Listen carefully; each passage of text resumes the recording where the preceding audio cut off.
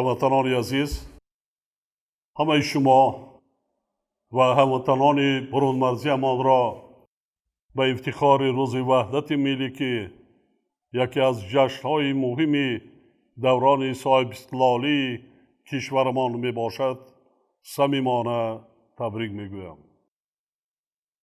تأمین نمودن صلح و آرامی، ثبات سیاسی و وحدت ملی که از اجلاس 16 شورای عالی مملکت سرچشمه میگیرد، برای خط مخالفت مسلحانه و جنگ و خونریزی سرجمعی ملت تاجیک به وطن برگردانیدن گریزه ها، بنیاد دولت دموکراتی، حقوق بنیاد و دنیوی و تأسیس نظام حقوقی عدالت پیشه اساس مستحکم داشت. محض به همین خاطر مسئله وحدت ملی به یکی از ارزش‌های والای جامعه ما تبدیل یافته برای مردم شریف تاجیکستان قدر و قیمت بلند دارد. امروز ما با افتخار ابراز می داریم که هر یک شهروند با ننگ و ناموس این مملکت برای مستحکم گردیدن صلح و آرامی، ثبات سیاسی، حفظ آسودگی کشور، تقویت پایه‌های دولتداری ملی، رشد و ترقیات دولت و آبادی وطن عزیزمان تلاش می نماید. جنگ تحمیلی شهروندی که با گناه عظیم رهبران حزب ملتکش یعنی سابق حزب تروریستی و اکستریمیستی نهضت و خواجگان خارجی آنها یعنی خائنان و دشمنان ملت تاجیک و دولت تازه استقلال تاجیکان رخ داد، باعث به هلاکت رسیدن بیش از 150,000 نفر شهروندان تاجیکستان گردید. مقصد اساسی آنها در تاجیکستان بنیاد نمودن دولت اسلامی و زوراً به سر مردم ما تحمیل کردن فرهنگ بیگانه بود. این دسته خائنان ملت حتی بعد امضای سازشنامه صلح نیز که 27 ایون سال 1997 صورت گرفت، در دوام چندین سال با کردارهای ناپاک و دشمنانه خود ترکانیدن انشاءات و بناها، قتل و کشتار و ترور ادامه داده، حتی یک چند مراتبه به تبادلات حربی و دولتی دست زدند. از این لحاظ خیانت صادر کرده رهبران این حزب تروریستی را مردم تاجیکستان و تاریخ خلق تاجیک هیچگاه فراموش نمی کنند.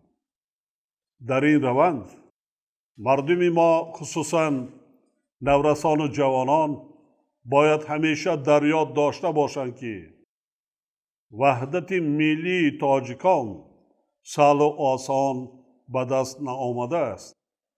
صلح و آرامی، ثبات سیاسی و وحدت و همدیگر فهمی به مردم تاجیکستان در نتیجه سعی و تلاش شبانه روزی فرزندان آگاه و بیداردین ملت، مذاکرات بسیار مشکل و طولانی و همزمان با این بر عوض جان هزاران نفر جوانمردان صادق و وطن دوست میسر گردیده است. در رابطه با این میخواهم یک نکته مهم را بار دیگر خاطر نشان نمایم. ما با حزب تروریستی و اکستریمیستی نهضت یگان سازشنامه امضا نکرده ایم. حکومت مملکت سازشنامه عمومی استقرار صلح و رضایت ملی در تاجیکستان را با اتحاد نیروهای مخالفین به امضا رسانیده است. یعنی در دوره‌ای که برای مردم کوهنبنیاد تاجیک واقعا تقدیرساز بود، به خاطر پیشگیری نمودن فاجعه دهشتناک از خریطه سیاسی جهان نیست شدن دولت جوان تاجیکان و پراکنده گردیدن ملت تاجیک، برابریت دولت و حکومت مملکت ضرور بود که سعی و کوشش بی‌سابقه و خرج داده نجات دولت و ملت را به هر قیمتی که باشد تأمین نمایند. ما با درک عمیق مسئولیت در نزد ساکنان مملکت و آینده کشور تمام چاره‌های امکان پذیر را عملی گردانیدیم که به جنگ و خونریزی خاتمه بخشیده آرامی و ثبات سیاسی را همچون تقاضای حیاتی و امید و آرزوی یگانه خرد و بزرگ تاجیکستان در آن ایام خطرزا و فاجعه بار برقرار نماییم.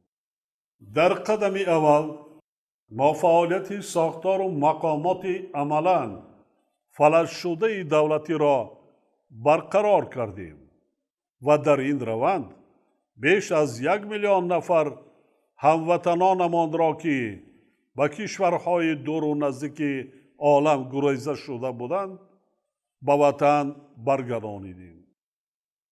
بعداً اصلاحات اقتصادی را راه اندازی نموده پارلمانت کسبی را تأسیس دادیم و همزمان با این اصلاحات و دگرگونی‌های بنیادی اقتصادی و اجتماعی را آغاز کردیم. در نتیجه قبول و عملی نمودن تدبیرهای ضروری ما توانستیم که با کمک و دستگیری صمیمانه مردم شریف تاجیک جامعه و دولت را از بحران وزنین سیاسی و اقتصادی و اجتماعی و معنوی رهایی بخشیده مسیر انکشاف منبعد تاجیکستان را معین نماییم. بنابراین امروز بار دیگر با افتخار ابراز می نمایم که تأمین صلح و آرامی، ثبات سیاسی و وحدت ملی خدمت بزرگ و تاریخی خلق تاجیک است و قهرمان صلح و وحدت ملی نیز تنها خلق تاجیکستان می باشد. حالا تاجیکستان عزیز ما در فضای صلح و ثبات و وحدت ملی و سوی فردای باز هم آباد و آسوده قدم‌های استوار بگذارد. نقشه و برنامه‌های قبول کرده ما دایر بر رشد ملی که امروز و فردای ملت و دولت را به هم پیوند می‌دهند با زحمت اهلانه و سازنده مردم تاجیکستان پیگیرانه عملی شده ایستادند. قابل ذکر خاص است که ساکنان کشور خصوصاً به خاطر استقبال ارزنده جشن مقدس و بزرگ ملی امان 30 سالگی استقلال دولتی صادقانه و صافدلانه زحمت میکشند.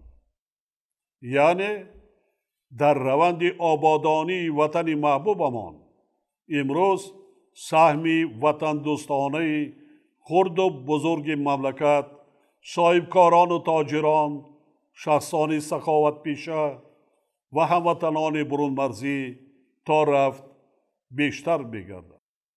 با استفاده از فرصت به همه آنها برای زحمت صافدلانه و صادقانه شان منتداری صمیمی بیان می نمایم. می خواهم نقش بسیار ارزشمند جوانان وطن دوست تاجیکستان را در حمایه دستاوردهای استقلال، پیشرفت تمام ساحه‌های حیات جامعه و آبادانی سرزمین اجدادی مخصوص تاکید نمایم. ما افتخار میکنیم که تاجیکستان یکی از کشورهای اهالیش جوانترین دنیا به حساب رفته. سن میانه در آن 24 سال را تشکیل میدهد و سهم جوانان همچون نیروی سازنده در پیشرفت و آبادی مملکت نهایت ارزشمند میباشد. به خاطر تربیت کادرهای زمان نو از بین نورسان و جوانان ما رشد علم و معارف بخصوص علمهای طبیعی و ریاضی را از جمله مسئله‌های افضلیتناک اعلان کردیم. چونکه آینده آباد تاجیکستان از رشد علمهای ذکر شده وابسته است و پیشرفت کشور در دست کادرهای زمان نو یعنی متخصصان سطح بلندی کسبی می باشد. همچنین خاطر نشان می نمایم که حفظ استقلال و آزادی وطن، گسترش پیوسته خودآگاهی و خودشناسی ملی، وطن دوستی و وطن پرستی، ارزشگذاری به مقدسات و رمزهای دولتی، تاریخ، زبان و فرهنگ ملی، تبلیغ اهمیت صلح و آرامی، ثبات سیاسی، سرجامی ملت، وحدت ملی، احترام و رعایت کنستیتوسیا و قانونها یعنی تأمین ولایت قانون باید وظیفه مقدسی هر یک شهروندی با ننگ و ناموس باشد. در عین زمان این کار مهم یکی از سمت‌های مهمترین فعالیت همه شاخه‌های حاکمیت، ساختار و مقامات دولتی، شاخه‌های علم و معارف و مؤسسه‌های تعلیمی، پدر و مادران، اهل ضیا، فعالان و جامعه شهروندی به حساب می رود. هر یک ما باید یک نکته بسیار مهم را دائم در خاطر داشته باشیم که شرط مهمترین خوشبختی انسان زندگی در وطن آرام و آسوده و آباد و زیبا می باشد. و اگر در مملکت صلح و آرامی، ثبات سیاسی، سرجامی ملت و وحدت ملی حکم فرما باشد، تمام نیت و هدفهای نیک و نقشه و برنامه ها اجرا می گردند و همه مسئله و مشکلات اقتصادی و اجتماعی به تدریج برطرف کرده می شود. تنها در همین صورت ما می توانیم بنیاد دولت دموکراتی، حقوق بنیاد و دنیوی را که با اراده مردم تاجیکستان همچون هدف عالی خود قرار داده ایم استوارانه ادامه دهیم و برای ساکنان مملکت شرایط مساعد و ارزنده زندگی را مهیا نماییم. بار دیگر تاکید می سازم که ساخت دولتداری تاجیکستان یعنی ماهیت دموکراتی، حقوق بنیادی، دنیوی و اجتماعی دولت تغییر ناپذیر می باشد.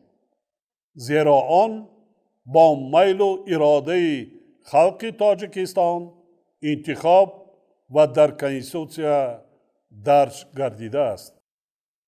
مردم ما از جمله نورسان و جوانان که نسل آینده ساز کشور می باشند همیشه در یاد داشته باشند که بعضی خائنان ملت و دولت تاجیکان و خواجگان خارجی آنها هنوز از نیتهای دشمنانه‌شان دست نکشیدند.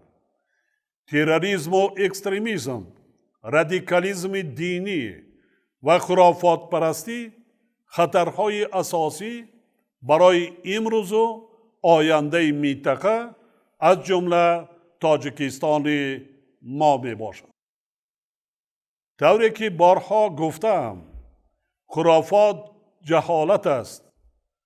جهالت که نشانه سطح پستی سواد و معرفت می باشد همیشه بدبختی می آورد و در راه پیشرفت و ترقیات دولت بهتر شدن شرایط و سطح زندگی مردم مانع جدی ایجاد می کند. بنابراین ما باید دائم هوشیار باشیم، زیرکی سیاسی را از دست ندهیم، در غفلت نمانیم و برای حمایه مقدسترین و بزرگترین نعمت هستی و زندگیمان یعنی استقلال و آزادی کشورمان آماده باشیم.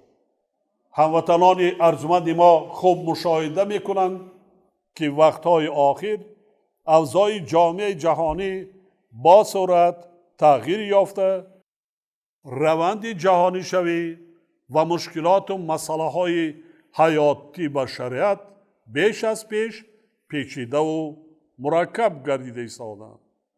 در برابر بحران جهانی اقتصادی و مالیوی و تهدید و خطرهای معاصر امنیتی بخصوص تروریسم، اکستریمیسم دینی و دیگر جنایت‌های متشکل فرامیلی که به خطری بسیار منطقه و کشورهای عالم را سخت خللدار می‌سازند، امروز مشکلات اکولوژی یعنی تغییریابی یا گرمشوی اقلیم و عاقبت‌های وزنین آن از جمله خشکسالی، بی‌آبی، آبخیزی، اینچنین پهنشوی بیماری‌های سرایتی از قبیل پاندمی کووید 19 حیات میلیاردها نفر ساکنان سیاره را تحت خطر جدی قرار دادند. در چنین شرایط طبیعی است که اهمیت و نقش خودشناسی ملی، حس بلند وطن دوستی و وطن پرستی، وحدت و همدیگر فهمی اهل جامعه و منفعت‌های دولت و ملت بیش از هر وقت دیگر می افزاید. باور دارم که خرد و بزرگ کشور می بایست تحت پرچم استقلال و آزادی تمام کوشش و تلاش خود را به خاطر پیشرفت دولت، آبادی وطن و آسایش هر یک فرد مملکت سفربر می سازند. بار دیگر کل مردم شریف تاجیکستان و هموطنان برون مرزیمان را با افتخار روز وحدت ملی تبریک گفته با هر یک ساکن کشور پیش از همه سلامتی، صلح و آرامی، اقبال بلند، فیض و برکت و به تاجیکستان محبوبمان وحدت جاودانه آرزو می نمایم.